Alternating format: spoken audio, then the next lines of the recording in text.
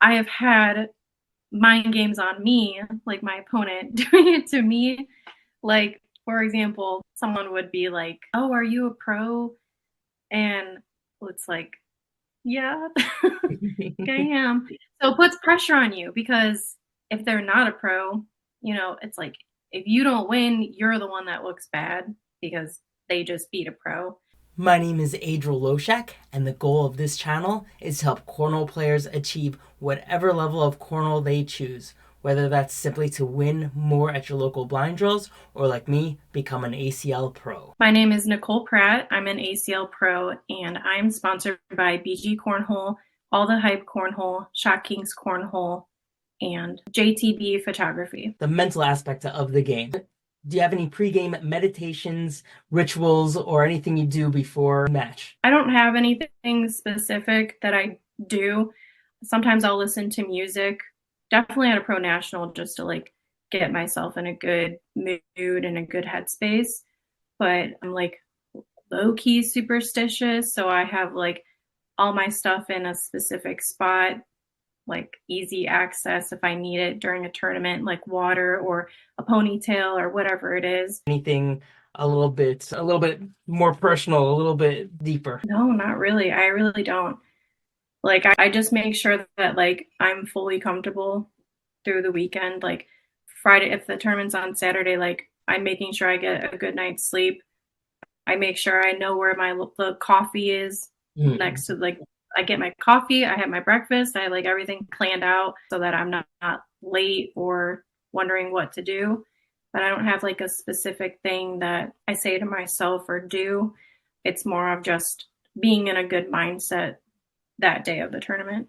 Quickly, guys, if you'd like to support the channel even more than watching videos, please subscribe. What does a good mindset to you mean? A good mindset is basically clear headed.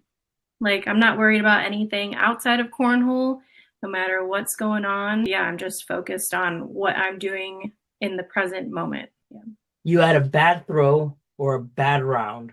What do you do to get yourself back playing at the highest level? Oh, I just go to the next round. This happens way too often for me. It's normally my first round of the game. I like give up the most points, and I've come back multiple times in a game where like I'll be down. That one round really did me dirty, and I'm down like 15-0, 15-5, whatever it is, and I come back and win, or at least come back and make it like a super close game. So giving up like a big round or having a bad round doesn't bother me. It motivates me more. It's like, oh, okay, I'm super familiar with this. We're just gonna go to the next round and I'm gonna throw a 12. That's very much like me. I find it easier to make comebacks than to just decimate Mhm. someone. Why do you think you're better making comebacks and you feel comfortable making comebacks? I think I'm better at making comebacks because when I first started playing cornhole, when I would play certain people, I noticed that they gave up. Like they literally would just give up playing. And to me, that's like a no for me. I don't like that. I hate when people do that. I've asked people before, like, why are you giving up? Like, you can come back and beat me, or whatever the situation is. Like, I just hate when someone gives up. So I don't do that. Like, I refuse to do that. I don't care how down, low point wise I am. Like, I will always try to come back and win. If you were standing right next to me, I'd give you a high five. I mean, do Yeah. not give up. If it could be 20-7, you are going to have to fight me tooth and nail for that last point. Yeah. I've literally, a game 2 years ago, I was down 20-0, literally 20-0. And Timmy came over. And as I'm picking up the bags, he's like, "What are you doing?" And I was like, "I'm coming back. Don't worry, I'm coming back. Like, I'm not going to lose 20-0 at least. Like, I'm going to try to score some points." But yeah, I ended up coming back and winning. So I think that was like, oh, wow. Like, if I just like pick it up, I can come back and win any game. I just have to like trust myself and not get frustrated. Everybody knows the best way to get good at anything is to practice. If you'd like to practice more cornhole, but you don't know where to start, you get bored of practice, or you've hit a plateau, click the link below for our free practice guide. Depending on when you watch this video, it's either going to be a free practice guide or a full-on practice app with over 15 different games to improve your cornhole ability. Regardless, click the link below, download the guide, and start making every shot you should. You're on ESPN. You have a game-winning shot. It could be an easy shot, slide in for the win. It could be a difficult shot, airmail for the win. It makes sense to go for the airmail win, so that's what you're going to do. What do you do right before that shot so you can execute? Take my time, like 100% take my time. Because I played ESPN for our teams event last season, and when I watched it, I noticed that I wasn't taking my time. So I think just being up there, like my adrenaline kicked in and I just wanted to throw right one after another. Yeah, definitely take your time and don't like focus on any outside distraction. Your opponent is doing something really annoying. What do you do? Well, if they were doing something to like really annoy me, I would just like ask them to just not do it. Like I would just nicely ask them to not do it.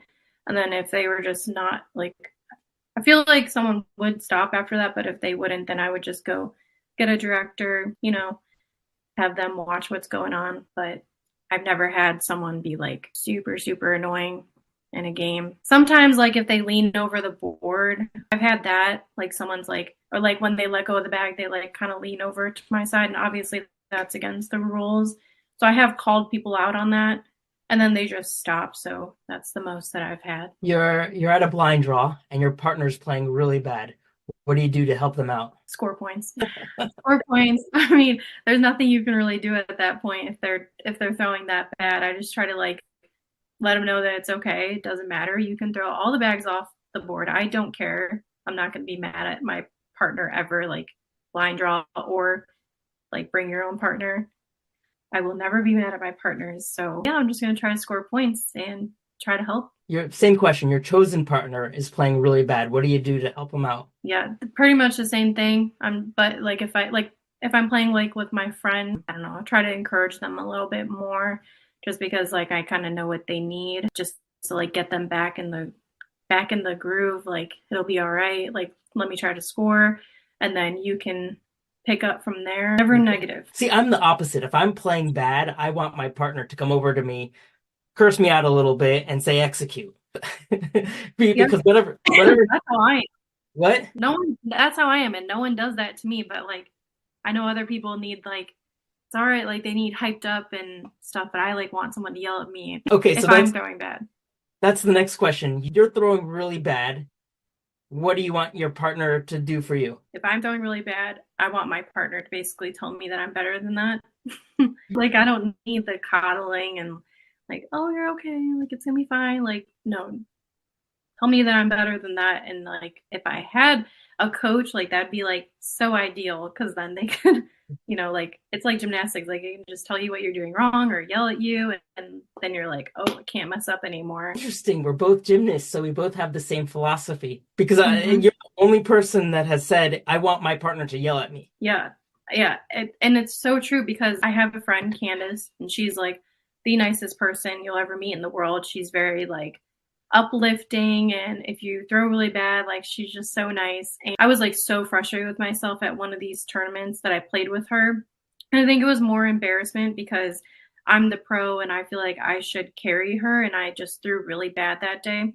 So she was asking him like, what can I do to help her, like what does she need? And he's like, you being really nice isn't gonna help her. Like she's used to someone yelling at her when she does bad. So like I'm just tough on myself and I try not to let it show, but like deep down I'm like, I can't believe that I played like that. Do you play any mind games? Mind games? No, but do you have like specific, like are you talking about like the Worlds? And for the warm-up, he did 8 airmails in a row and made all 8 of them, which was really cool. And then the game started and so that's his mind game against me. So then we started and then he was playing normal slide, right? And we're tied after about 4 or 5 rounds. I go, where are the 4 airmails? I want to see the 4 airmails. And he goes, oh yeah, okay. And he does 4 airmails and misses 3 of them. and then goes back to the slide. So he was playing an air mind game with me, and then I turned around and shoved it in his face. And so that's like, there are all kinds of mind games. Yeah. I specifically I don't feel like I play any mind games because I really do just focus on my game when I'm playing. But I have had mind games on me, like my opponent doing it to me. Like, for example, someone would be like, "Oh, are you a pro?" And it's like, "Yeah, I am." So it puts pressure on you because if they're not a pro, it's like if you don't win, you're the one that looks bad because they just beat a pro. So I guess it's happened to me a few times for sure. And then adds a little bit of pressure to that game. Mhm. Yeah. Do you wear any headphones to block distractions? Sometimes. Yeah. Sometimes I do. I just played with my pro partner for the first time in the Myrtle Beach Open. So I did wear headphones for those games just because I wanted to make sure I was fully focused and not letting out any outside distractions. I had we had family there and our friends were there too. So I just wanted to make sure that I was like fully in the games for my partner. But I normally don't listen to headphones. I'll normally start out with them like my first game and then gradually throughout the tournament, I just don't wear them anymore because especially if I throw a bad round, I try to switch something up. I'll take them out, throw them in the cup holder, and I'm like, I'm done with those today. What's your go-to music? Anything that has a good beat, just something upbeat. I like Post Malone. He's probably like the first one on my playlist that I click. And then some country songs, just like for a slower vibe. I've read studies and I've talked to some other pros, and they'll put one song on repeat over and over and over again. I tried that out. I gave it a solid month, all practices, all blind draws, all regionals, everything. This one song over and over and over again. And ultimately, I decided like the energy of the game. Yeah, like the bags hitting the board and stuff. Bags hitting the board, the little banter, oh, hey, why don't you do 4 air now? Kind of thing, where that stuff you kind of miss. Like anytime I have a chance, I will throw a mind game in there, and they're all always a little bit different. Is there anything you would like to add or share about the mental aspect of the game, about anything else cornhole related, non-cornhole related, anything you could think of? Not much besides if someone is deciding to go pro, like yourself, my only like suggestion is to make sure you dedicate your time to it because it's just like any other sport. If you've played sports, you have to put in a lot of practice and play in a lot of tournaments to get there, and cornhole's just the same. If you liked this video, please subscribe. Also, click the link below for a free practice app and start making every shot you should.